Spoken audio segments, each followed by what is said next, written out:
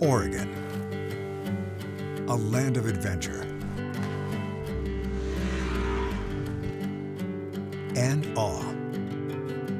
That was a great thing. A treasure, majestic and hidden. A state that calls out for exploration and experience. The journey of discovery begins now. From KGW, this is Grant's Getaways.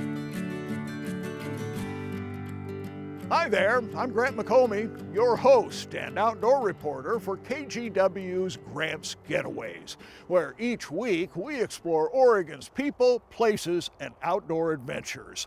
You know, most news reporters that I know are like stones skipping across the surface of a pond, that is, moving from story to story each day of the week. While I, on the other hand, have gotten myself good and wet, thoroughly immersed in some timely issue, some fascinating people, exciting outdoor adventures.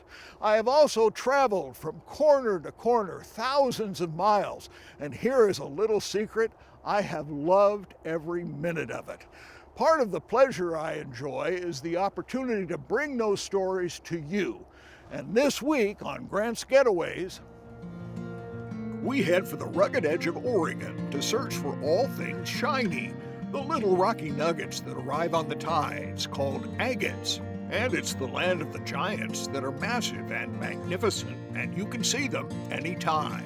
And Oregon City shows off a new monumental mural that captures the Oregon outdoors. We meet the artist of the unique art project and see how it was done. But first, grab a rod and reel and don't forget the waders as we head down a stretch of Oregon whitewater casting for winter steelhead.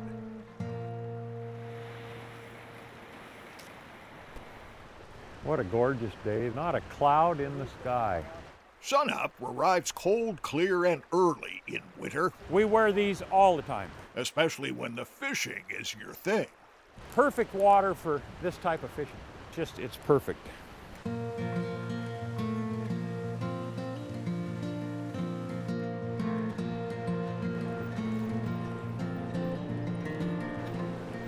As the sun streams meet a river's rapids, lucky anglers find Oregon outdoor adventure on Tillamook County's Nestucca River. All right, let's go catch some fish. We've gathered to run the river's rapids with John Kronhofer, who casts baits for king-size steelhead from his 15-foot inflatable raft. These rafts are designed for white water. I've just adapted them to fishing. With the rafts, if I hit a rock, I just bounce off of them. It's no big deal. Just on the other side of that current there. We cast into secret spots where John's caught steelhead before, with bobbers and brightly colored yarn flies and jigs for bait. I can take people fishing that have never fished before in their life, and within 30 minutes, they're effectively fishing for steelhead. You watch the bobber. When the bobber goes down, you set the hook and you've got them. John's hooked on a plan that needs angler assistance, catching wild steelhead not to keep, but to keep alive for a fishery future. All right, McComey, let's go down here and see if we can catch one. This is one of my favorite spots when the water's this height. State fishery biologist Chris Knutson took a day off to join us. It's a great way to get anglers involved in participating in development of their fisheries. They provide the fish, the broodstock fish, for our program, and it's just a great way to engage the public. And that's where I come in. Nice and easy. What is it? Big old fish.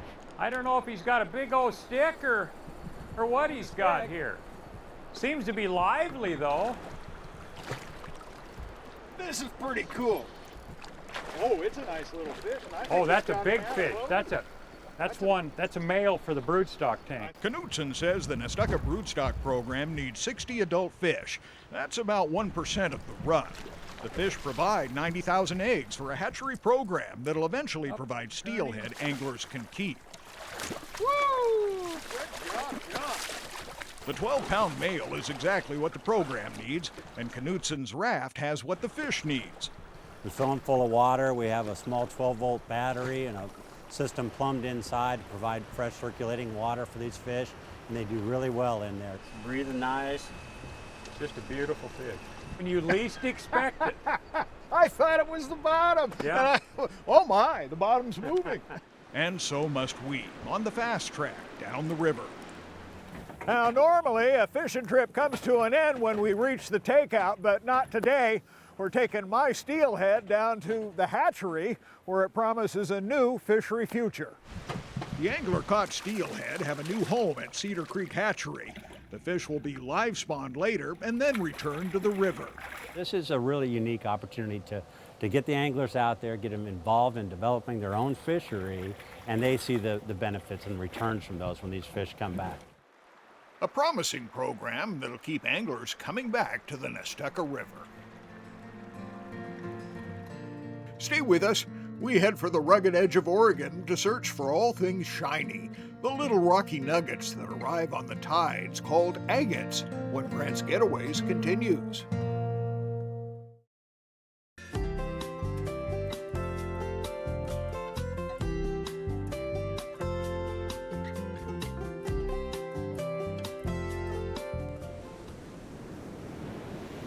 As the wintertime surf floods and ebbs, beachcombers wander, seeking secrets from the tides. So let's see what we find on down this way. But Kay Myers insists the best beach adventures begin down the long staircase at the Moolac Beach Motel, where it doesn't take long and you don't go far. Most newcomers usually go down by the water line because they know it's freshly agitated and they can find stuff that's fresh. They don't realize that there's stuff up here. The stuff that Myers searches for Nice piece. includes colorful agates and jaspers, plus fossils that reach back millions of years. Oh, you found one full of fossils? Yeah. This quite old. Yes, these are the ones that are 15 to 20 million years old. We generally think it's from this area because we have so much of it in the hillside. While the fossils are fun, Here we go. it's the rocks that get the twice over. And it looks like there's an agate right under that rock. Agates are small rocky nuggets of silica that form inside ancient rocks or shells. Yeah, there's something. And across millions of years, the outer layer wears away and the agate remains. Agates come in varied colors ranging from orange to red or pink to lavender, even black. Oh, that's a nice one. Red jasper. You've got red jasper with some gold on it. That's a pretty fancy one. That'll polish up really well. It enhances it, just makes it smooth, finishes it out. The nature has done a good job of rounding it off, but polishing it brings it to a high luster. And you can make it into jewelry or whatever you want to with it. Myers knows much about where to go and when to be there rockhounding along the coast. She's even written a couple of popular booklets on Oregon's fascinating geology that'll set you on the right track. It's relaxing, it's fun. I enjoy doing it. You know, ever since first grade show and tell, I've been interested and I haven't lost that zest for it yet. It's always such a treasure to see something new. So we're trying to help everyone, you know, enjoy all that Oregon has to offer. Shortcuts are meant to get you where you're going faster, but you'll put on the brakes and savor a unique perspective on Oregon's past at the 3 Mile Museum. It's an outdoor tip of the week. Winter's hold seems firm and lasting across Oregon on a day marked by more fresh snowfall. Well, across the Tualatin Valley, it's quiet times, and the farming life is mostly indoors. Welcome to our museum. Tom Meyer is a lifelong learner and self-proclaimed protector of Oregon's past at a place you've likely missed. We are exactly 3 miles from the cutoff to Gales Creek, and this is the 3 Mile Museum. It's a home for one-of-a-kind farm tools that got the jobs done when ingenuity was born of necessity. This is what they call a shoe stretcher. Items headed for the landfill and irreverent death. For decades, Meyer has scoured old homesteads and family estate sales. This one here just blew my mind away. Evidently, he wasn't close enough to the hospital. And gathered together items that can leave you scratching your head. When you see an original, authentic, antique artifact that says Oregon, believe me, you will know it. It just jumps out at you. There are really old political buttons and fishing stuff to catch big ones. 14,000 items and growing each day inside the kind of place that just makes you feel good to see that someone cares this much about our past. Their philosophy was use it up, wear it out, make it do. Tom admits to 40 years of pack ratting, but selectively. Original Nikes. You see, this former grade school teacher is adamant that we risk losing ourselves when we lose touch with where we've come from. I like to have things that nobody else has. How many people have a museum in their own backyard? So his 3-mile museum is a tie that binds us with our stuff, Oregon's past with the present. Why have this stuff if you can't show it off? Stay with us. We visit the land of the giants that are massive and magnificent, and you can see them anytime when Grants Getaways continues.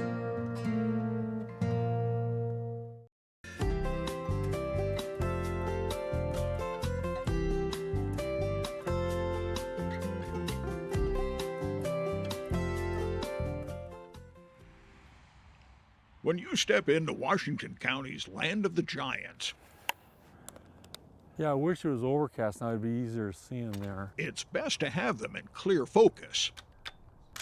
These are magnificent, huge trees, and it's hard to capture that on film. 2 rows of giant sequoia trees stand like sentinels just off Porter Road near Forest Grove. Wow. They are a wonder and a challenge for famed Oregon photographer Steve Terrell. I like to photograph from out here, showing the whole realm of it. Then also get inside, show this beautiful twisted, gnarly bark and branches they have. It's almost magical looking. And when you walk in there, you're a little bit of a magical forest. It's really interesting. The giants reach back to settlement days when entrepreneur John Ramsey Porter, fresh and flush from the California goldfields, settled in the county.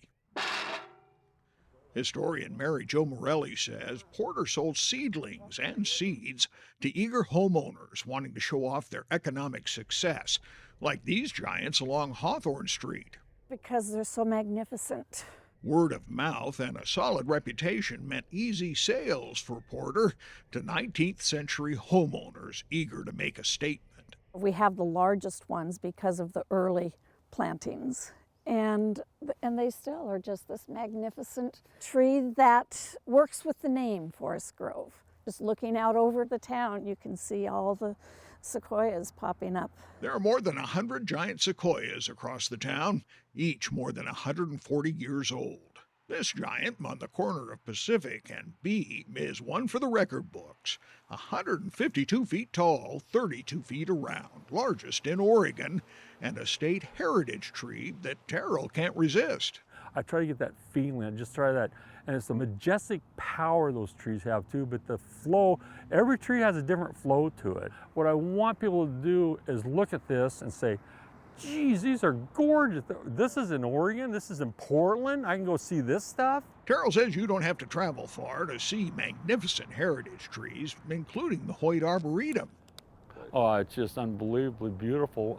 It's a great place to come hike, enjoy yourself. Terrell's been documenting hundreds of city heritage trees through a project sponsored by the Portland City Parks. You can walk to many of the city and state heritage trees or visit them online and discover the stories the giants can tell. Some giants reach into the distant past.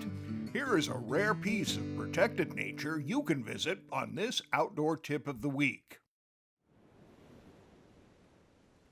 2 years ago, we bushwhacked through backwoods. From here on, we're going to go downhill. And found the oldest resident of the region. This tree is between 800 and 1,200 years old. Holy smoke. I never knew. Lifelong local Don Best led us into the Rockaway Beach Cedar Wetlands Preserve. He'd been visiting the area since he was a kid. It's amazing back here. I mean, a lot of people don't know this is back here. Just a secret? It's been our secret, yeah. Prized and protected for science and education, the city of Rockaway decided there had to be a better way to give more people easy access into the 50-acre preserve. So over the past 2 summers, a new boardwalk trail went up. Workers weren't allowed to dig in the wetlands, so the trail's foundation is unique 8-sided fiberglass pods that seem to float above the wetlands, but provide secure base for the clear-grained cedar lumber. This is yellow cedar. If you're doing woodworking, this is about the best. Now families can stroll the mile-long out and back. Keep watch overhead. Ospreys like to nest here. The turnaround offers a massive deck with plenty of elbow room and surrounds the old cedar.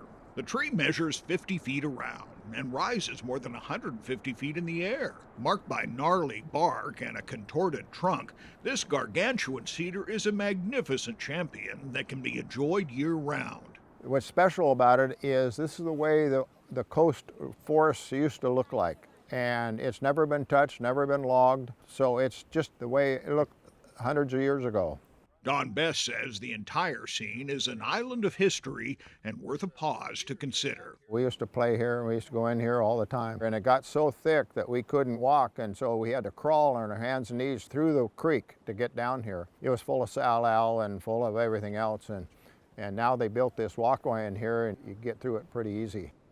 The Rockaway Cedar Wetlands Preserve will set your clock back, and that is a good thing. Not another one like it here in Western Oregon.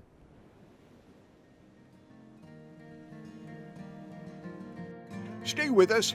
Oregon City shows off a new monumental mural that captures the Oregon outdoors. We meet the artist of the unique art project to see how it was done when Grants Getaways continues.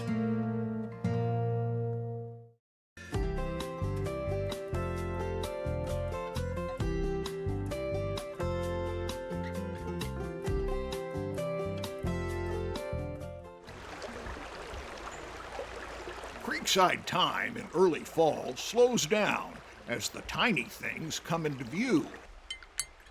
I love the way the water changes the color of the rocks. A time when an artist sees what most of us miss. Above the water, they're a whole different thing than below the water, and I love that. Sherry Erickson fell in love with the Oregon outdoors as a kid. Her skill at capturing the details is surpassed only by her passion for the place. When I paint, I become hyper aware of light and noises. You can hear the water move the rocks, kind of a weird sort of rhythm, and you can hear the rocks under the water. After a while, you get tuned into that kind of thing. Erickson calls herself a natural illustrator who lets landscapes breathe life into her work. She has traveled the region for work with wildlife agencies, and her favorite waterfowl, right there, harlequin ducks. They migrate up and down streams, then everybody will go to sea, and they'll be at sea for a while. It's a really interesting life cycle that they have. Inside a cozy studio in Forest Grove, Oregon, she boasts a 4-decade-long career as a professional artist, whose passion was born from childhood backpacking and fishing trips with her dad.